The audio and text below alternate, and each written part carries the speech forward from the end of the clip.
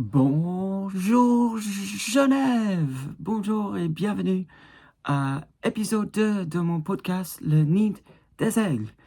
Je m'appelle Grégory, je suis fan de Genève Servette Hockey Club depuis le 6 décembre 2009 et aujourd'hui je vais vous présenter mon deuxième podcast sur le Genève Servette Hockey Club et bien évidemment c'est le 6 janvier, donc c'est mon premier du nouvel an.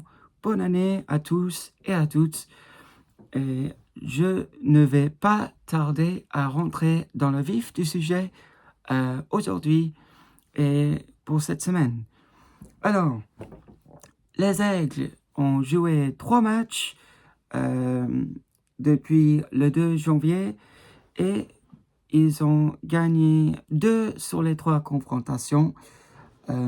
Leurs 2 victoires sont au Vernet, donc dans leur nid. Alors, même si les Aigles restent 10e au classement, le moins qu'on puisse dire, c'est que les Aigles ont amélioré à la maison. Et avant d'affronter le CP Bern demain, les Aigles ont réussi à gagner 2 de leurs 2 matchs à la maison, donc ils sont à 100%. Et de plus, ils ont remporté les 3 points à chaque reprise. Donc, ils ont présenté avec un record entièrement à 100% et avec 2 victoires sur 2 et avec 6 points sur 6 possibles. Donc, il y a de quoi à positiver en tant que fan de Genève Servette. Et de plus, avec la victoire face à Langnau hier après-midi, les Aigles sont passés à la 10e place. Donc, ils sont maintenant provisoirement au play-in. Et avec davantage confrontations directes à disputer pendant cette semaine et encore par la suite. Notamment, ils joueront face à Zug 2 fois en championnat durant ce mois chargé de janvier.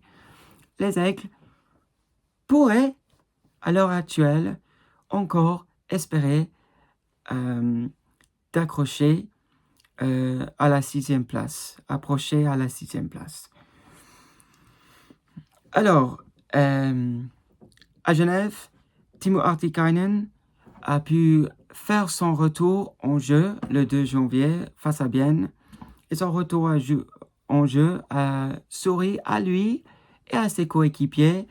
Il a marqué 2 buts depuis son retour en jeu. Il a marqué l'ouverture du score genevois face à Bienne le 2 janvier en supériorité numérique.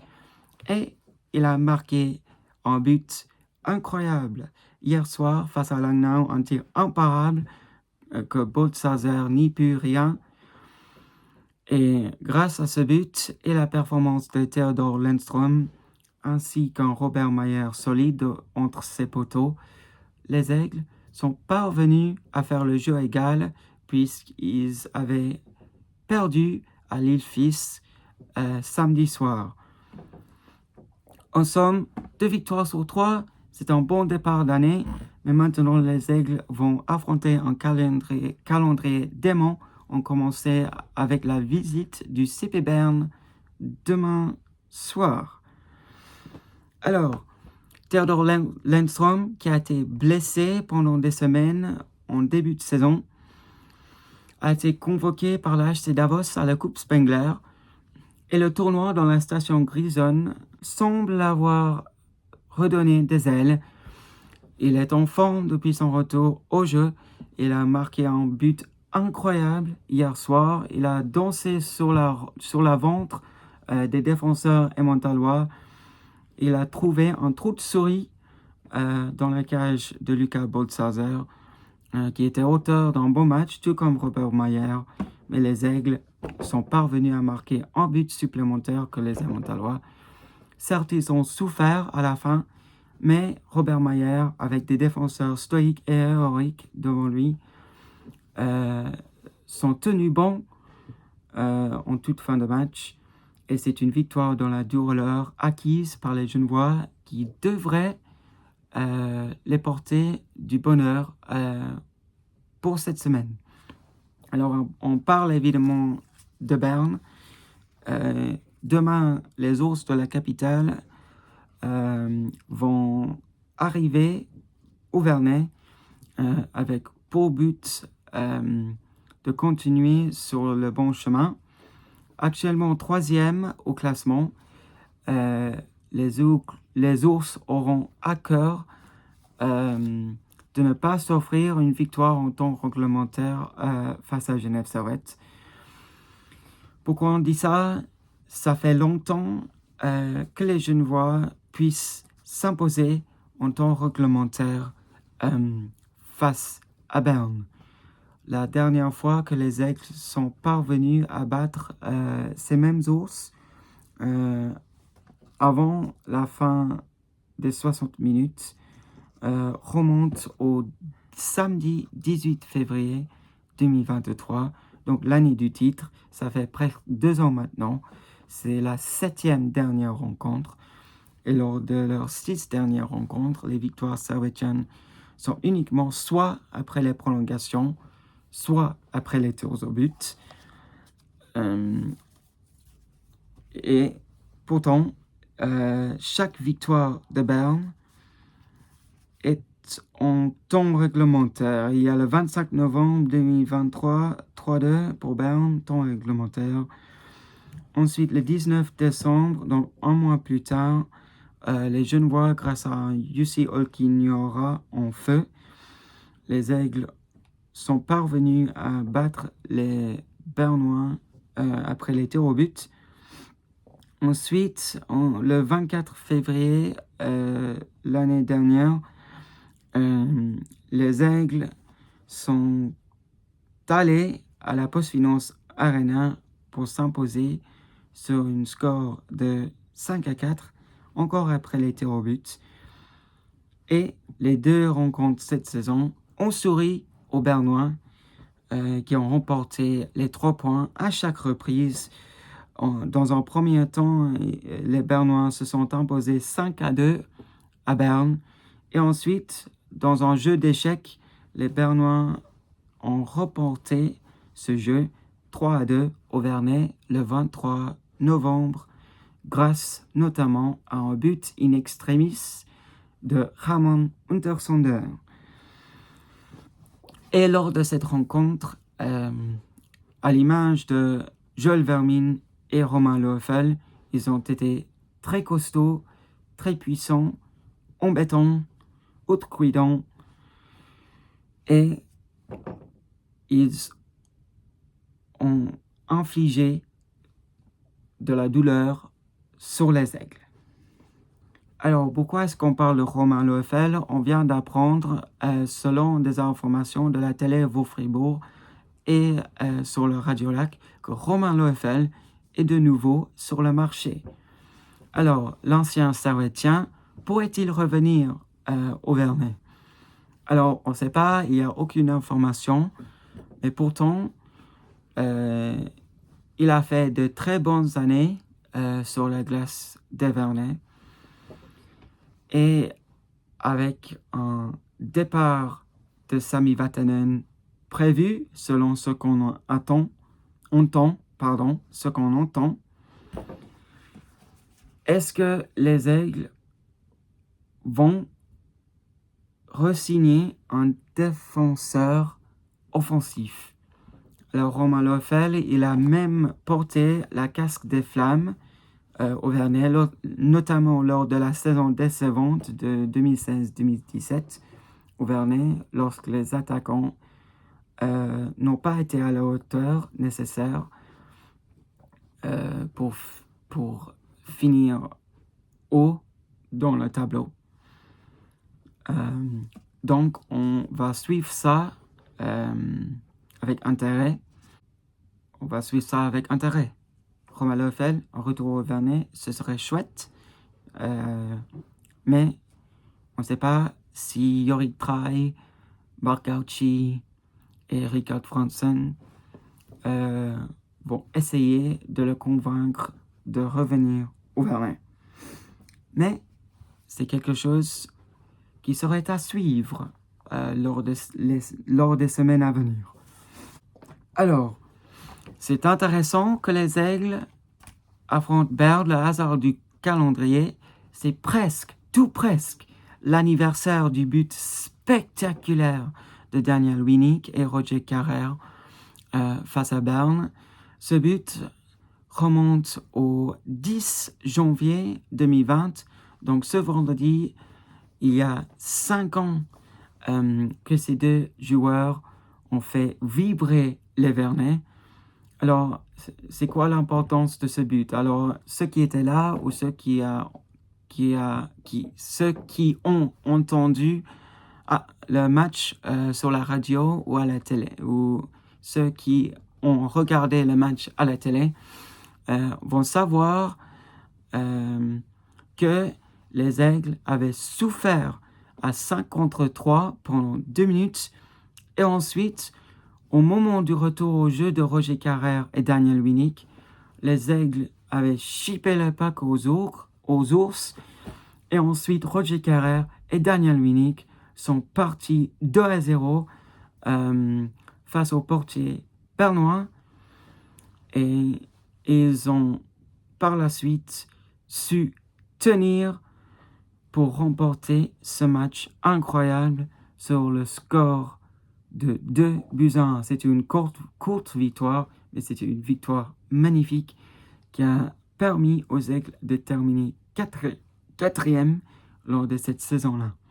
Alors, certes, on ne joue pas face à Berne vendredi, c'est demain, mardi, mais il y a plusieurs soirées dans le passé qui ont été pleines d'émotions lorsque les Aigles affrontent Berne, et on peut s'attendre de nouveau à un combat émotionnel au Vernet.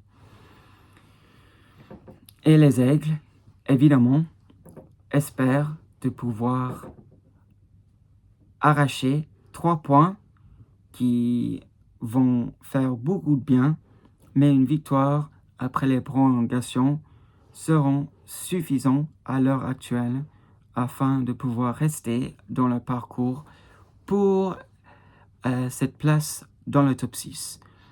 Alors, on parle du classement, c'est très serré. Alors, Genève, à l'heure actuelle, se situe à la 10e place. Ils viennent de monter à la 10e place après la victoire en temps réglementaire face à l'Amiens hier soir. Un exploit qu'ils ne sont pas parvenus à réaliser depuis le 27 septembre 2022. Donc, ça faisait longtemps que les Genevois puissent s'imposer face aux Emmentalois en temps réglementaire. Donc, ils ont bien fait la veille. Et alors, Genève, 10e, 45 points, 1,406 points par match. Ils restent 6 points derrière les Emmentalois qui se situent encore et toujours à la 7e place avec 51 points, avec pile 1,5 points par match. Néanmoins, les Emmentalois, tout comme quelques autres adversaires, ont toujours disputé 2 matchs de plus que les Genevois. Et Zoug, que les Aigles vont affronter ce mercredi, ont aussi joué un match de plus que les Sarratiens. Ils sont 6e avec 52 points au classement. Et jusqu'à maintenant, ils ont enregistré 1,576 points par match. Et aussi, à ce moment, il faut préciser que les Aigles ont 2 points de plus au classement que la HCBN avec 2 matchs de moins. Donc les Aigles vont réaliser une belle opération s'ils parviennent à battre Berne et Zoug en début de cette semaine chargée. Alors, lorsqu'on affronte un calendrier démon, ce que Genève fera cette semaine, il va falloir gérer les 2 gardiens proprement Et donc, on peut s'attendre à une rotation entre les deux portiers, Robert Mayer et Antti Raanta. Alors, depuis son arrivée, Antti Raanta performe légèrement mieux que Robert Mayer. Au moment de parler, Antti Raanta a arrêté un tout petit plus, un brin de plus que de 91% des pucks lancés en sa direction. Et à ce moment, il encaisse en moyenne 2,24 buts par match en 17 matchs. Mais il suffit de le dire qu'il paraît être meilleur que Mayer, puisqu'il a surtout réalisé quelques blanchissages, notamment face à Fribourg. Il faut le préciser, puisque de nouveau, les Servetiens vont affronter les Fribourgeois en fin de semaine. Et Robert Mayer, il est juste en dessous des 90% d'arrêt avec 89,68 et il encaisse en moyenne 2,81, donc presque 3 buts par match lors de ces 16 matchs disputés jusqu'à présent. Alors, de loin, à titre personnel, je pense que Raanta va être entre les poteaux lors de la rencontre face à Berne. Berne, c'est costaud. Ils sont à la quête du Graal cette saison. Ils sont dans les top 3 au classement et avec un pourcentage au-dessus de 91%. Ça va me surprendre un petit peu si Mayer joue ce match. Mais on peut attendre un Mayer dans les buts face à Zug. Zug sont 6e. Ils sont plus proches aux Genevois que les Bernois. Et ensuite, après un jour de congé, je pense que Mayer va défier les Levantins, soit Ombri Piotta, pendant 60 ou 65 minutes dans les buts. Et ensuite, comme je l'avais dit auparavant, Antti Raanta sera prêt pour garder sa cage encore et toujours inviolée face à Fribourg-Gotteron cette saison, car Robert Mayer avait disputé la rencontre à la BCF Arena en début de saison. Alors maintenant, je propose de parler de la brigade étrangère servetienne, car pendant les fêtes, il y a eu des changements. Marc Gauci et les entraîneurs sont allés à la recherche d'un remplaçant pour Michael Spacek, qui est reparti en Tchéquie, et ils sont parvenus à faire venir Dmytro Timashov, qui était un ancien à Julo la saison dernière. Le joueur qui patine avec le numéro 88 sur la poitrine vient de disputer quelques matchs ce week-end sous les couleurs genevois. Bien qu'il n'ait pas marqué, il est prêt à partir au combat, il est préparé à gratter dans les bandes et il propose un jeu physique. Il est préparé à jouer et défensivement et offensivement et il devrait, à mon avis, porter beaucoup de bonheur aux Genevois pour la suite de la saison. Alors justement, à l'heure de la signature qui a été annoncée, il était disponible pour le Genève Servette jusqu'au 2 février, mais il a une option pour la saison. Donc on va suivre ça avec intérêt. Mais de ce qu'on a vu de lui jusqu'à maintenant, il serait un joueur important dans le vestiaire et sur la glace d'Evan. Et en parlant sur les étrangers, évidemment, on vient de parler d'Anteranta tout à l'heure, qui réalise encore et toujours des arrêts de classe mondiale et au Vernet et sur la route. Et il est en train de gagner en confiance, ce qui va faire du bien et à lui-même et au club genevois. Néanmoins, il y a 5 autres étrangers qui sont joueurs de champ.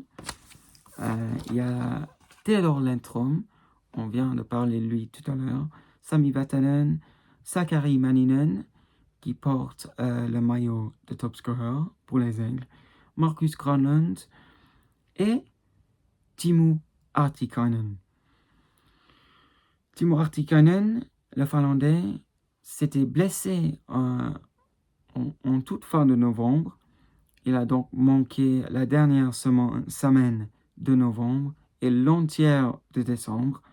Mais il est, avec Marcus Granlund, toujours le meilleur buteur pour les couleurs genevois. Marcus Granlund et Timo Artikainen ont tous les deux inscrit 14 réussites dans les différentes patinoires. Et Artikainen a toujours ses 13 assists, Marcus Granlund 16 assists, Sakari Manninen a enregistré jusqu'à maintenant 34 points, dont 13 buts et 21 passes décisives. Sami Vatanen, qui est en baisse de régime depuis la saison de titre, commence à monter en puissance depuis le licenciement de Jan Cadjo. Il a 15 points à l'heure actuelle, avec 3 buts inscrits et 12 passes décisives au tableau d'affichage. Et il reste Theodor Lindström, le Suédois, qui vient de s'envoler dans la station Grisonne, ainsi que de danser sur le ventre des défenseurs émontalois, a marqué son deuxième but hier soir. Donc il a 2 buts en National League cette saison et 8 passes décisives. Voilà pour la nouvelle sur la brigade étrangère genevoise. Ils se performent bien, ils se patinent, ils essayent de donner le maximum à leurs coéquipiers. Et il suffit de le dire que le retour en jeu de Timo Artikainen il y a quelques jours a donné un coup de vent fraîcheur au vestiaire genevois. Et depuis son retour, les Aigles ont gagné 2 de leurs 3 dernières rencontres. Et lors des rencontres que les Genevois ont remportées, Timo Artikainen était auteur d'un but dans chaque de ces confrontations, ce qui va porter du bonheur aux joueurs genevois. Alors, enfin, il faut qu'on parle des situations spéciales qui ont fonctionné à merveille pour les Servettiens jusqu'à Noël. Et pourtant, depuis le début de 2025, et le box-play et le power-play sont tous les deux en baisse de régime.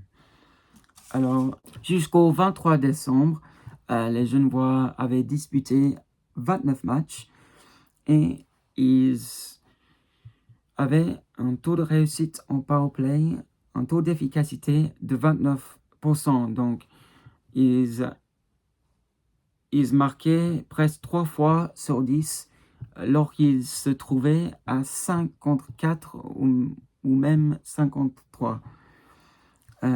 Et pourtant, lors des 3 matchs disputés jusqu'à présent, en 2025, les Aigles ont eu 12 occasions en supériorité numérique et ils ont marqué uniquement un petit but.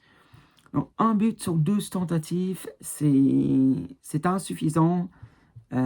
C'est un taux de réussite de 8%.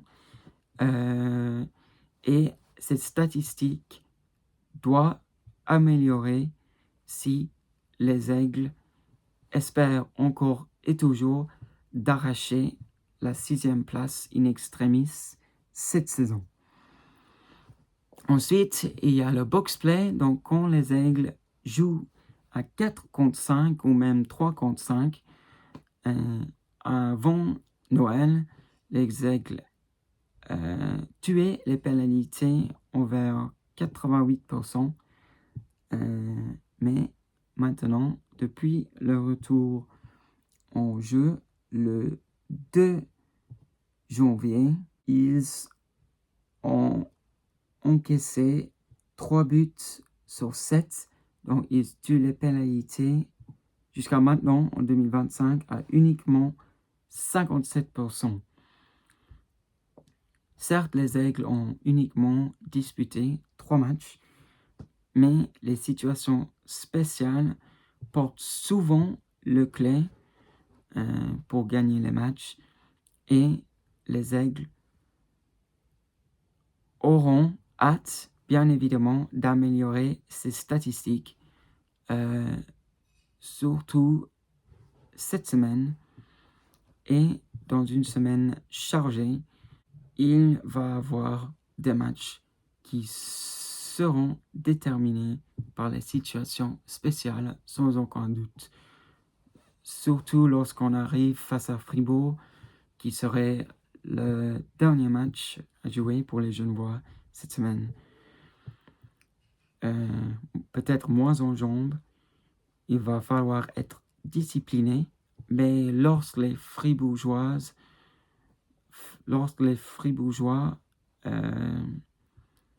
font faute, il va falloir capitaliser afin d'arracher des points qui seront très très très importants pour la suite.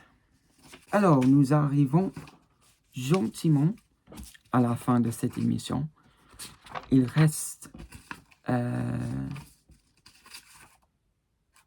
de vous en parler de mes pronostics pour cette semaine.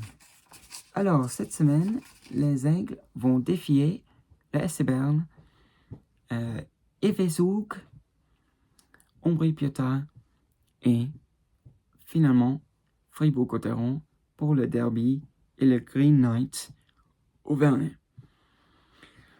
Alors, les Aigles ont de la peine à battre le CP Bern en temps réglementaire et pour cela, je pense que les Aigles vont gagner, mais ils vont devoir aller au-delà des 60 minutes.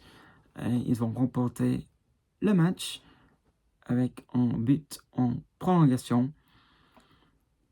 Le score final sera donc de 3-2 pour les Genevois. L'histoire serait un peu différente le lendemain face à Evezoog à la Bossard Arena. Encore une fois, les Aigles auront droit à une prolongation, mais cette fois-ci, les minutes supplémentaires ne vont pas sourire aux Genevois. Ils vont donc s'incliner en engrangeant un petit point au classement. Donc, lors de leurs 2 premiers matchs cette semaine, ils vont enregistrer 3 points sur les 6 possibles. Et alors, lors d'un week-end qui s'avère décisif encore une fois, pour les Servetiens. En Levantine, les Genevois vont s'incliner en temps réglementaire. Les Genevois ont de la peine à jouer à la Valachia récemment. Et ce serait la même histoire ce vendredi. Ils vont s'incliner, à mon avis, en temps réglementaire sur un score de 4-2. Mais le quatrième but, Levantin, serait marqué dans la cage vide. Et le lendemain, le samedi, le 11 janvier, au Vernet, les Aigles vont défier des Dragons en feu après avoir remporté la Coupe Spengler. Mais les Aigles auront les jambes pour battre ces Fribourgeois et avec un anti-renta intraitable devant les filets, il va parvenir à garder sa cage inviolée face à ces mêmes Dragons cette saison. Pourquoi est-ce que j'ai dit ça? Il n'a pas disputé la rencontre à la BCF Arena en début de saison. C'était Robert Mayer. Les Aigles avaient gagné sur le score de 3-2. Et au Vernet, face à Fribourg en novembre, Antiranta a réalisé un blanchissage lorsque les Genevois ont gagné 2-0 grâce notamment à des buts de Vincent Praplan et de Tim Bernie. C'est une prestation très solide et Antiranta va rester à 100% face à Fribourg, donc il ne va pas être battu cette saison par les Fribourgeois. Je me suis trompé en disant un violet. Je pense que les Fribourgeois vont gagner des buts. Ce que j'ai voulu dire, c'est qu'il va rester invaincu face aux Fribourgeois dans sa cage cette saison. Alors, on est prêt. Cette semaine sera chaud bouillant. Il y aura des émotions. Ce serait une semaine chargée après laquelle on va pouvoir réanalyser la situation des Genevois en classement. Mais on espère des points. On espère des points cette semaine. C'est une semaine chargée. Et les Aigles défieront demain les Ours Bornois et pourquoi pas une victoire pour bien commencer cette semaine. Alors, merci de m'avoir écouté. Je serai là de nouveau la semaine prochaine pour épisode 3 de mon podcast où je vais évidemment parler de la semaine genevoise. Alors, merci de tous et à toutes de m'avoir écouté. Bonne journée, ciao, au revoir, bye bye.